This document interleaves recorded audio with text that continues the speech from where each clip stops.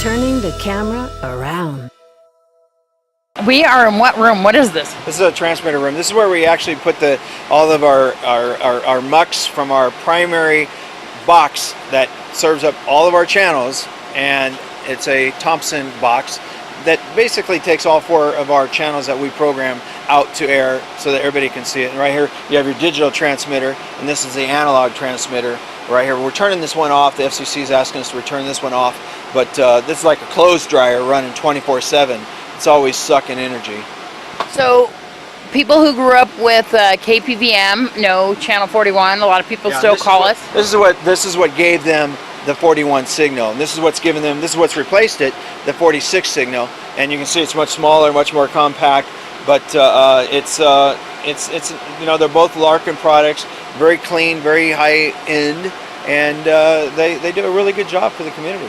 So what's going on with the analog signal, because you've shut it down now and you're up on digital, but not just one channel anymore, right? Yeah, we're up on 4 different channels. And what's going on with the analog is that there is a very large effort out there to get all TV stations off of the analog bandwidth, because the AT&Ts, the Verizons of the world, they want to take over that bandwidth. They want that bandwidth so that they can start charging you money for using it. Right now it's a free bandwidth.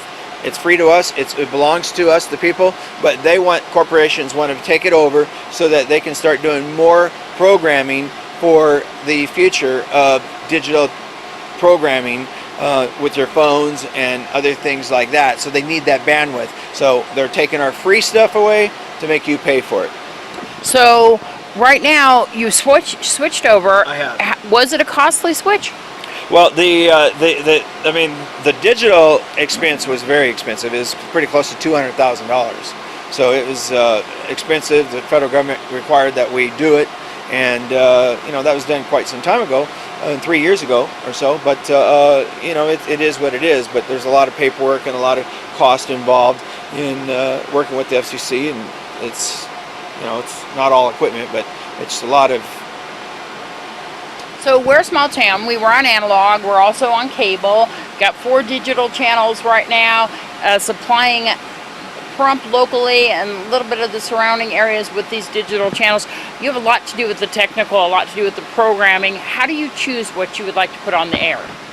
Well, I think the primary interest is first off, we need to compete with the entertainment value of what's going on out there. So we got to bring in entertainment, syndicated programming. I've done a lot of that. I've worked with a lot of the syndicators throughout Hollywood, New York, and brought in those type of programs. Access Hollywood's coming back in the fall. The Bridezilla we just brought on. We have on a couple new cooking shows, and of course Law and Order and Cold Case Files, and a lot of movies from MGM, Pahrump, and what have you. So we got a lot of good quality programming on that side of it. Dot 2 is the family, is actually this TV. It's a movie channel 24/7, and Dot 3 is the family channel, and Dot 4 is now DRTV. It's a medical channel 24/7, and I'm basically taking 9 hours and carving out of that so that we can put more local doctors' information, including the dentist, cosmetic dentistry, chiropractic, eyes, medical, and veterinarians. We're going to include that. Local programming produced right here at KPVM TV? A lot of it is. A lot of it will be. A lot of it will be produced at their location. So it's going to be a much more focused locally, so you can learn and understand who your service providers are in the medical, veterinarian, dentistry, all those areas, because we love our pets too, so we don't want to forget them.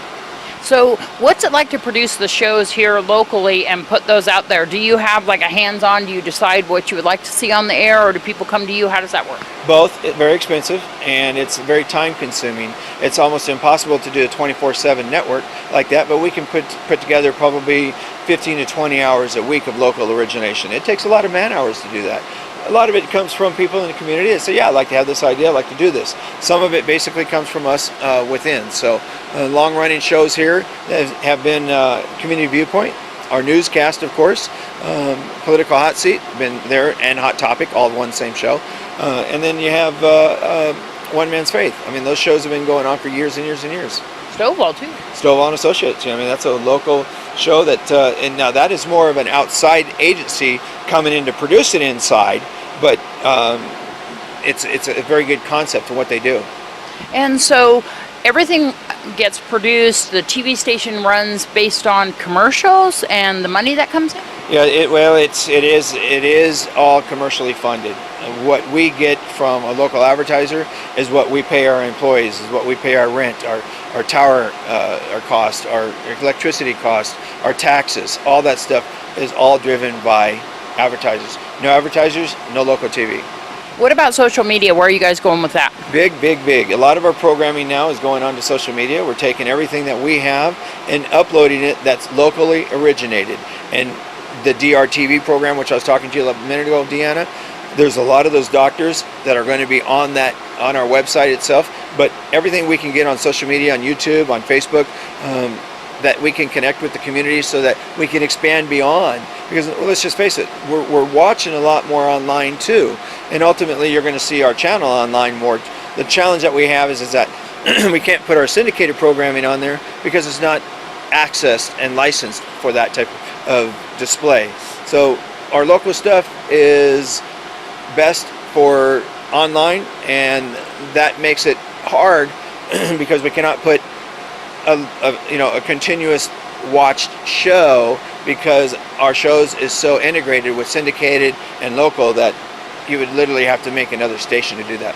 One of the things that you have been putting on is the county commissioners meeting, town board meetings, and possibly a regional planning commission. Yeah, those are very important to the community, Deanna, and it's very important because those people that cannot make those meetings get the opportunity to go down there and or not go down there and watch it from their home, or they can choose to go down there and watch it. And what's important about that is that the sponsorship just ended with Jim Marsh, and Jim Marsh was sponsoring that. Now I need to give him a call and see if he's going to renew it, but that is he has to see return on his investment too.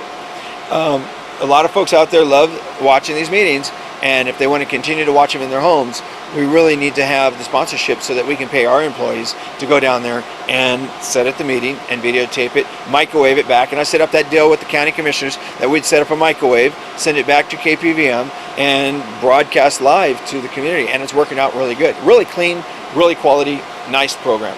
You also do the Fall Festival Parade. You also can go on location to businesses and send it back here for immediately or live or Absolutely. Almost near live program. Right. Yeah, what you're speaking about is microwaving different events and activities. We can do live microwave from different locations and record live, send it back here, and we can also do that with Skype too. So there's a lot more ways to do it than just the microwave, but the microwave is the clearest, best signal that we have.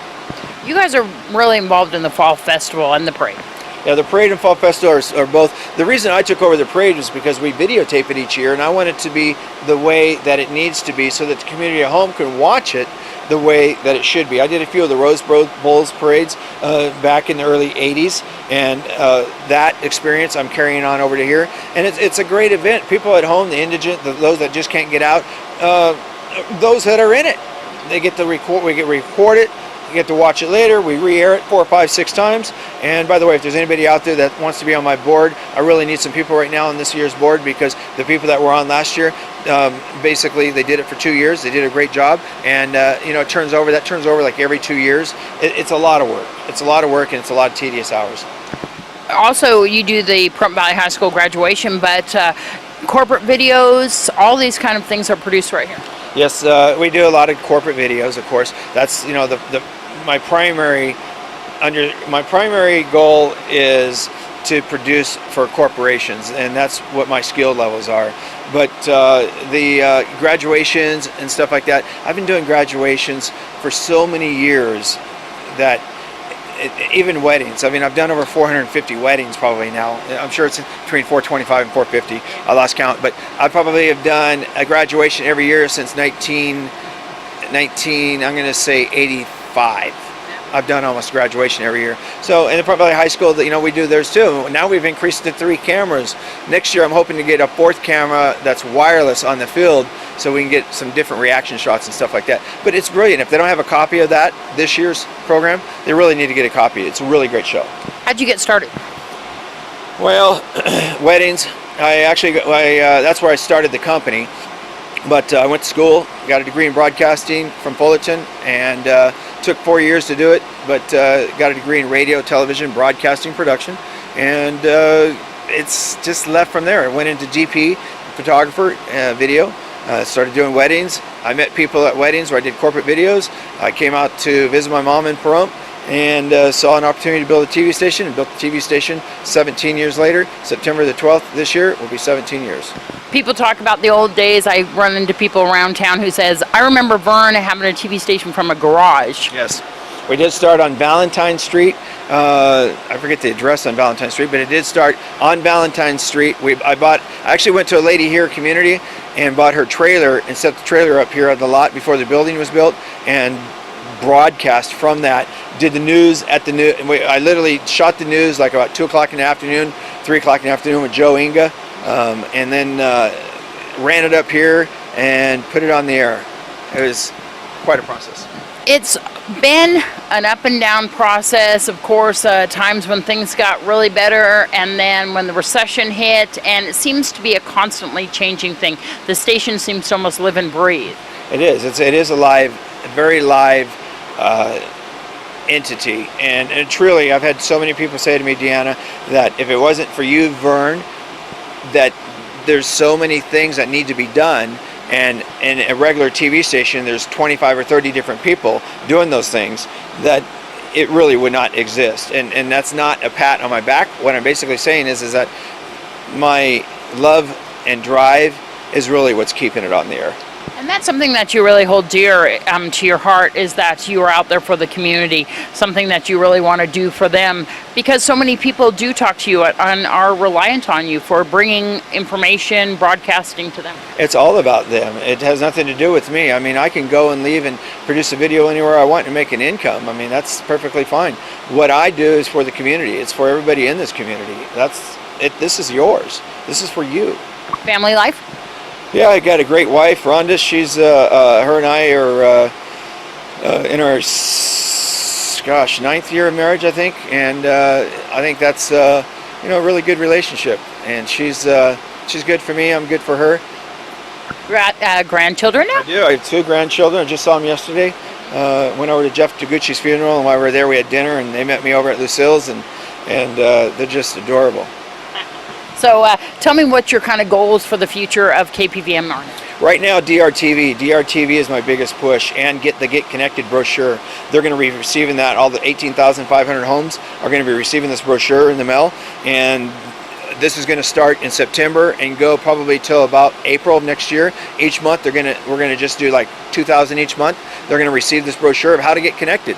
And is that a problem too right now? Well, it's not a problem. We just want people to watch through Dish and Direct, our channel, so that they can watch us integrated into their grid. And for those people that don't have Dish and Direct, I don't blame them, because there's 19 channels out there of good quality programming that's crystal clear, and I've got 4 of them on the air, so they can watch them like that. And there's a lot of great programming. There's a lot of people that say, I can't get your channel because I have Dish or Direct TV. Everybody can get our channel. Matter of fact, if you're on cable, we're on channel 81, 82, 81.2, 81.1.2.3.4. Okay, on cable for digital. We're on channel 12 on analog, okay, and we're on 46.1, 2, 3, and 4 on digital.